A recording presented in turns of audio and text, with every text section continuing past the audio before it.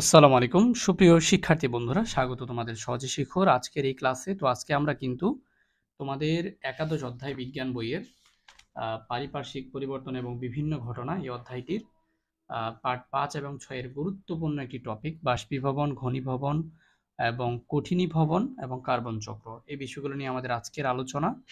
তো চলো বন্ধুরা, আমরা প্রথমেই বাষ্পীভবন সম্পর্কে জানি। তো এই প্রক্রিয়ায় নদ নদী, খাল বিল এবং সমুদ্রপৃষ্ঠ থেকে সূর্যের তাপে পানি জলীয় বাষ্পরূপে পরিণত হয়ে বায়ুমণ্ডলে প্রবেশ করে। তাহলে এই প্রক্রিয়াটার মাধ্যমে কি হয়, আমরা দেখি যে নদ নদীতে পানি থাকে, খাল বিলে পানি থাকে, সমুদ্রের পৃষ্ঠ অর্থাৎ পুরো সমুদ্রের উপরিতলটাকেই সমুদ্রপৃষ্ঠ বলে। তো এখানে যখন সূর্যের তাপটা যখন এই পানিতে পড়ে, পুকুরের উপরে, নদীর উপরে, সাগরের উপরে, মহাসাগরের উপরে, তখন উপরের স্তরের যে পানিটা সেটা কিন্তু সূর্যের তাপে কি হয়ে যায়, বাষ্প হয়। বাষ্প কখন হয়, টেম্পারেচার যখন 100+ হয়ে যায়, তখন উপর পৃষ্ঠের তাপমাত্রা যখন 100+ হয়ে যায়, তখন এটা ধীরে ধীরে ধীরে ধীরে বাষ্প হয়ে সূর্যের তাপে জলীয় বাষ্প বলে, এটাকে ওয়াটার ভ্যাপার ইংলিশে বলে। তো তখন এই পানিটা বাতাসের সাথে মিক্সড হয়ে যায়। তো এটাকেই মেইনলি জলীয় বাষ্প বলে। এই জলীয় বাষ্পে পরিণত হয় এবং বায়ুমণ্ডলের মধ্যে এটা প্রবেশ করে এবং এটাকেই বলে বাষ্পীভবন। তাহলে আমরা কিভাবে বলবো, এ প্রক্রিয়ার জায়গায় লাগাবো যে প্রক্রিয়ায় নদী, খালবিল ডট ডট ডট প্রবেশ করে তাকে বাষ্পীভবন বলে। বিষয়টা ক্লিয়ার কিনা? আচ্ছা, এখন আসো, তোমরা বলো তো, বাষ্পীভবন কি ভৌত না রাসায়নিক পরিবর্তন? এটি অবশ্যই একটি ভৌত পরিবর্তন। আমরা বলেছিলাম যে পানির একটা রূপের নাম হচ্ছে বরফ, আরেকটা রূপের নাম হচ্ছে বাষ্প।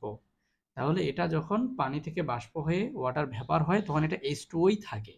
আচ্ছা, তো এই জন্য এটা রূপভেদ, কিন্তু এটা কি নয়, রাসায়নিক পরিবর্তন নয়। কারণ এতে শুধু তরল অবস্থা থেকে বাষ্পে পরিণত হয়েছে, তাই কোনো নতুন পদার্থ তৈরি হয়নি। এবার ঘনীভবন। তো বাষ্পীভবনের ফলে সৃষ্ট যে জলীয় বাষ্প আছে, এটা কি ক্রমাগত উপরে উঠতে থাকে, ক্রমাগত কি হতে থাকে, উপরে উঠতে থাকে। তো উপরে উঠতে উঠতে বায়ুমণ্ডলের যে তাপমাত্রা সেটা কিন্তু তুলনামূলকভাবে কম, বায়ুমণ্ডলের তাপমাত্রাটা তুলনামূলকভাবে কম। তো ফলে এক পর্যায়ে এই জলীয় বাষ্পটা ঘনীভূত হয়, মানে কি ঘন হতে থাকে, কি হতে থাকে, ঘন হতে থাকে এবং পানির ছোট ছোট কণা বা মেঘে পরিণত হয়। আস্তে আস্তে ঠান্ডা টেম্পারেচার যখন আস্তে আস্তে অনেক লো হয়ে যায়, তখন এটা কি হয়ে যায়, পানি ধীরে ধীরে বরফ খণ্ডে পরিণত হয়। তো পানি হয় এটার প্রমাণ, তুমি একটি গ্লাসের মধ্যে অনেক ঠান্ডা পানি নিয়ে রেখে দিবে, কিছুক্ষণ পরে দেখবে এই গ্লাসের চারপাশে পানি জমে গেছে।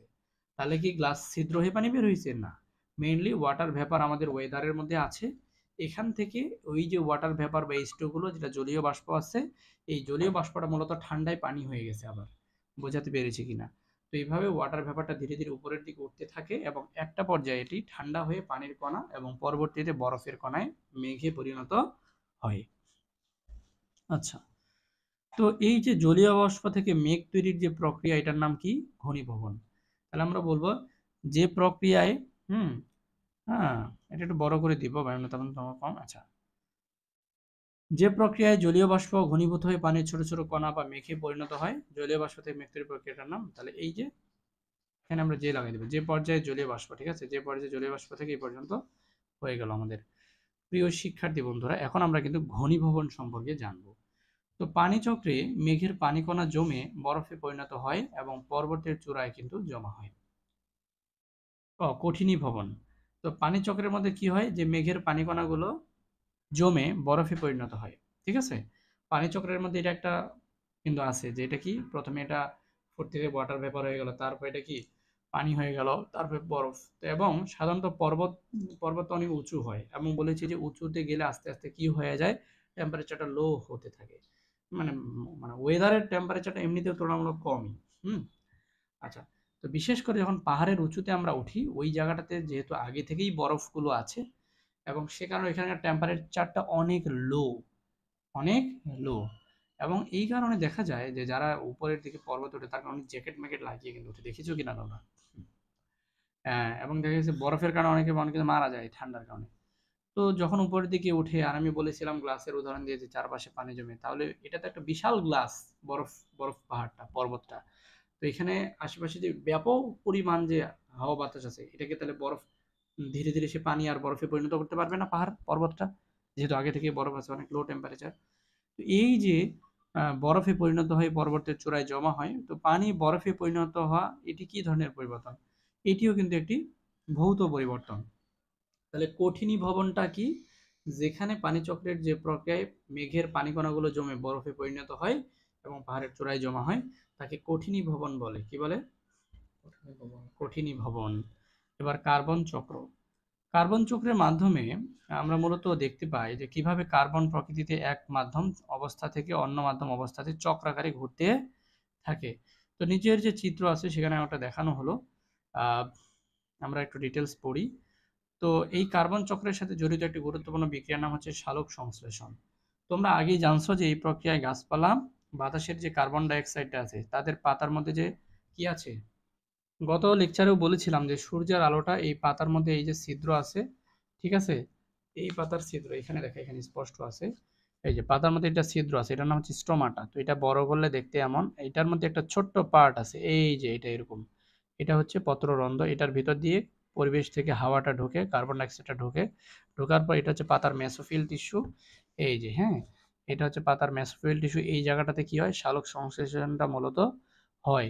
এখানে ক্লোরোপ্লাস্ট আছে, ক্লোরোফিল, এবং সূর্যের আলো এবং গাছের যে মূল রোম আছে, শিকড়, শিকড়ের মাধ্যমে সে কি নেয়, পানি নেয়, এখান থেকে কি নেয়, কার্বন ডাইঅক্সাইড নেয়, এবং সূর্যের আলো এবং ক্লোরোফিলটা সহায়তা করে। এবং এই সহায়তার মাধ্যমেই মূলত সালোক সংশ্লেষণ প্রক্রিয়া কি হয়, এই খাবারটা তৈরি হয়। এই যে কার্বন ডাইঅক্সাইড লাগে 6 অণু এবং পানি লাগে হচ্ছে 12 অণু এবং আলো ক্লোরোফিল থাকতে হয়, তখন এই জিনিসটা তৈরি হয়, এটার নাম হচ্ছে শর্করা। ঠিক আছে, তো এই শর্করা জিনিসটা তৈরি হয় এবং সেই সাথে উপজাত হিসেবে সাথে পানি এবং অক্সিজেন তৈরি হয় এবং এই অক্সিজেনটা আমরা নেই। আচ্ছা, তো আমরা কিন্তু এই কথাগুলো বহুবার বলেছি। তো এখানে কিন্তু একটি কার্বনের ব্যাপক কিন্তু এখানে আমরা প্রয়োজনীয়তা দেখতে পাচ্ছি। দেখো এই যে কার্বন ছাড়া কোনোভাবেই এই গাছ খাদ্য তৈরি করতে পারবে না। আর গাছ খাদ্য তৈরি করতে না পারলে তুমি আমি তো খাদ্য তৈরি করার প্রশ্নই আসে না। কারণ ভাত রান্না করে খাওয়া আর খাবার তৈরি করা এক জিনিস না। খাবার তৈরি করা বলতে বোঝাচ্ছে এখানে খাবার সৃষ্টি করা, হ্যাঁ, নিজেরটা নিজে তৈরি করা। ঠিক আছে, তো আমরা যে গাছ থেকে নিই তো এটা তো আমরা বানাই না, ওটা ওদের। তো এখানে বলছে যে পানি এবং সূর্যের আলোর সাহায্যে হুম তাদের খাবার অর্থাৎ গ্লুকোজটা তৈরি হয় এবং আমাদের জন্য অক্সিজেন তৈরি করে। তো তোমাদের কি মনে আছে এই প্রক্রিয়ার মাধ্যমে কার্বন বায়ুমণ্ডলের কার্বন ডাইঅক্সাইড থেকে উদ্ভিদের শরীরে প্রবেশ করে, তাই না? জেনেছো কিনা যে বায়ুমণ্ডলের কার্বন ডাইঅক্সাইড থেকে কি উদ্ভিদের শরীরে প্রবেশ করে, এবং কার্বন চক্রের একটি গুরুত্বপূর্ণ ধাপ হলো যে গাছপালা থেকে জীবাশ্ম জ্বালানিতে রূপান্তর করে। গাছপালা থেকে জীবাশ্ম জ্বালানিতে রূপান্তর করে। জীবাশ্ম জ্বালানি কি? তো দেখো এইগুলোই মূলত জীবাশ্ম জ্বালানি। এটা বছরের পর বছর যদি এইভাবে মাটির নিচে কিংবা বিভিন্ন ধ্বংসস্তূপে এগুলো পড়ে থাকে, একটা সময় পর্যায়ে তার মধ্যে একটা জ্বালানি শক্তি তৈরি হয়। তো এইগুলো কিন্তু ওই যে দেখো পরবর্তীতে দেখো কি হয়ে যায়, একদম কালো হয়ে গেছে, বলতে গেলে পুরোটা একটা কার্বন হয়ে গেছে, তাই না? তো মোটামুটি এই হচ্ছে বিষয়টা। তো সব মিলে যদি বলি যে এই কার্বনের একটা ব্যাপক ব্যবহার আছে, তো আমাদের অতি ব্যবহৃত প্রাকৃতিক গ্যাস, কয়লা, কেরোসিন বা পেট্রোল এই সবই কিন্তু এই প্রক্রিয়াতেই তৈরি হয়। তবে মৃত গাছপালা ব্যাকটেরিয়ার সাহায্যে যখন ভাঙে তখন এটি একটি অংশ সরাসরি কার্বন ডাই অক্সাইডে পরিণত হয়। আচ্ছা, হয়ে বায়ুমণ্ডলে কি করে, প্রবেশ করে এবং জ্বালানি এবং তো প্রিয় শিক্ষার্থীরা যেটা বলছিলাম, তো তারপরে কি করে, বায়ুমণ্ডলে প্রবেশ করে। তো জীবাশ্ম জ্বালানি আমরা রান্না থেকে শুরু করে গাড়ি, শিল্প কারখানা ইত্যাদি দহন করে ভিন্ন ভিন্ন কাজে ব্যবহার করছি। দহন মানে জ্বালানো। এই ধরনের যে পরিবর্তনের ফলে জীবাশ্ম জ্বালানি আবার কার্বন ডাইঅক্সাইড এবং পানিতে পরিণত হয়, বায়ুমণ্ডলে কিন্তু প্রবেশ করে। যখন আমরা জ্বালাই তখন কি ধোয়া হয়ে কার্বন ডাইঅক্সাইড যায় কিনা, যায়। তো বায়ুমণ্ডল থেকে কার্বন ডাইঅক্সাইড আবার সালোক সংশ্লেষণের মাধ্যমে গাছপালা দ্বারা শোষিত হচ্ছে, আবার গাছপালা নিচ্ছে। তাহলে এইভাবে কিন্তু চক্রাকারে কার্বনেরও কি একটা প্রবাহ আমরা লক্ষ্য করছি। রান্না বা গাড়ির শিল্প কারখানার দহন ছাড়া আর কোনো উপায়ে কার্বন ডাইঅক্সাইড বায়ুমণ্ডলে প্রবেশ করছে কি? হ্যাঁ, মানুষের মতো অন্যান্য প্রাণীরা নিঃশ্বাসের সময় কার্বন ডাইঅক্সাইড গ্যাস ছেড়ে দিচ্ছে, তা বায়ুমণ্ডলে প্রবেশ করছে। এবং গাছপালা ছাড়া আর কোনো উপায়ে কি কার্বন ডাইঅক্সাইড বায়ুমণ্ডল থেকে শোষিত হচ্ছে? আচ্ছা, মানে এটা আরেকটা কোশ্চেন ওরাই করতেছে। আচ্ছা, গাছপালা কি কার্বন ডাইঅক্সাইড শোষণ করে শুধু খাবার তৈরি করে, এরা কি কার্বন ডাইঅক্সাইড ছেড়ে দেয় না? হ্যাঁ, মানুষ বা অন্য প্রাণীর মতো গাছপালাও এদের নিঃশ্বাসের সময় কার্বন ডাইঅক্সাইড ছেড়ে দেয়, ওরাও ছেড়ে কম করে। এখন তোমরা বলো তো, গাছপালা বা প্রাণীদের থেকে যে জীবাশ্ম জ্বালানি তৈরি হয় সেটি কি ধরনের পরিবর্তন? এটি অবশ্যই একটি রাসায়নিক পরিবর্তন। কারণ এই পরিবর্তনের ফলে উৎপন্ন পদার্থ কারণ এই পরিবর্তনের ফলে উৎপন্ন পদার্থ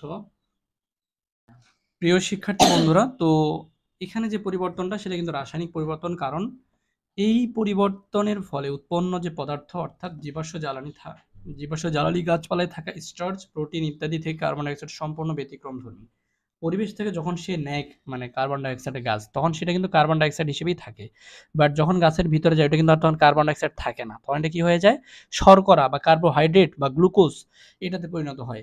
ঠিক আছে, এই যে প্রোটিন বা বিভিন্ন কিছু সে তৈরি করে, তখন কিন্তু এটা কি ধরনের পরিবর্তন, এটা রাসায়নিক পরিবর্তন, কারণ এটা ভিতরে যে কার্বন হিসেবে থাকে না। তো পাশের চিত্রে অক্সিজেন চক্র দেখানো হয়েছে। তো এই চক্রে কি প্রক্রিয়া জড়িত ভালোভাবে খেয়াল করো। গাছপালা সংশ্লেষণের মাধ্যমে অক্সিজেন ছেড়ে দেয়। গাছপালা কি ছেড়ে দেয়? অক্সিজেনটা ছেড়ে দেয় নিজেদের জন্য খাবার যেমন গ্লুকোজ বা মানে স্টার্চ সঞ্চয় করে রাখে। আবার অন্যদিকে মানুষ সহ অন্যান্য প্রাণীরা গাছের ছেড়ে দেওয়া অক্সিজেন গ্রহণ করে এবং গাছপালা বা অন্য উৎস থেকে গৃহীত খাদ্য ওই অক্সিজেনের সাহায্যে দহন করে শক্তি উৎপন্ন করে এবং কার্বন ডাই অক্সাইড ছেড়ে দেয়। তো এগুলো সবই আমাদের পরিচিত কথা এবং রেগুলার এই কথাগুলো আমি বলি এক একটা জিনিস বোঝাইতে গেলে। যেমন এখানে কি বলছে, প্রাণী গাছের যে ছেড়ে দেওয়া যে অক্সিজেনটা এটা কি করে, প্রাণী আমরা গ্রহণ করি না, করি তো, এবং শক্তি উৎপন্ন করে। আমরা যদি অক্সিজেন না নিই, তাহলে আমাদের যে খাবারটা তৈরি হচ্ছে বডিতে এটিপি, তখন আমাদের এই খাবারটা কিন্তু ভাঙবে না অক্সিজেন ছাড়া। এই কারণে মেইনলি অক্সিজেন বন্ধ হয়ে গেলে মানুষ মারা যায়, কারণ তখন তার শরীরে শক্তির প্রবাহটা বন্ধ হয়ে যাবে। ঠিক আছে, তো এটা একটা দিক, যে কারণে তখন মানুষ মারা যায়। তো তখন কি হয়, কার্বন ডাইঅক্সাইড ছেড়ে দেয়, যা আবার গাছপালা গ্রহণ করে। আমরা আবার কি অক্সিজেন নিয়ে কার্বন ডাইঅক্সাইড ছেড়ে দিই, তখন আবার গাছপালা গ্রহণ করে। তো মেইনলি সালোক সংশ্লেষণ, কার্বন চক্র, পানি চক্র, অক্সিজেন প্রত্যক্ষ এবং পরোক্ষভাবে একটা একটার সাথে খুবই অঙ্গাঙ্গি ভাবে জড়িত। তো প্রিয় শিক্ষার্থীরা, এই ছিল আমাদের আজকের পর্ব। দেখা হবে পরবর্তী ভিডিওতে। সেই পর্যন্ত আল্লাহ তোমাদের ভালো রাখুক, শুভকামনা রইল। আসসালামু আলাইকুম।